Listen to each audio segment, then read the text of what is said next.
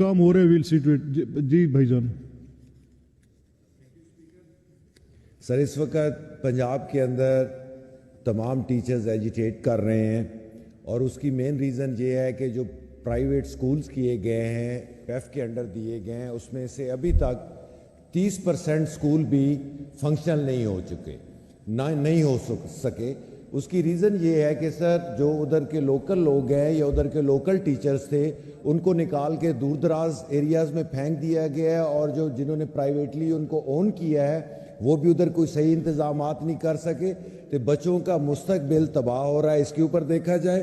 और इसी तरह फिर एक ट्रेनिंग नीड असेसमेंट टेस्ट रख दिया गया है टीचर्स का, उसके ऊपर वो अच्छा एक कदम होगा जिसमें भी सिर्फ 10% टीचर्स अपेयर हो रहे हो। सर एक मिनट, वो अपेयर हो रहे हैं। सर मेरी ये गुजारिश है कि ये हमारे बच्चों के मुस्तकबिल का मामला है, तो इसमें जितने स्टेक होल्डर्स हैं गवर्नमेंट को उनको साथ बैठना चाहिए, बैठ के इसका कोई बेहतर हल प्राइवेटाइजेशन प्लस ये जो टेस्ट चल रहे हैं इनके ऊपर। जी ठीक है, ये इस पे इजाज शफी साहब ने एक एडजर्नमेंट मोशन आज दी है, वो हमने रेफर कर दी है, जवाब आ रहे हैं।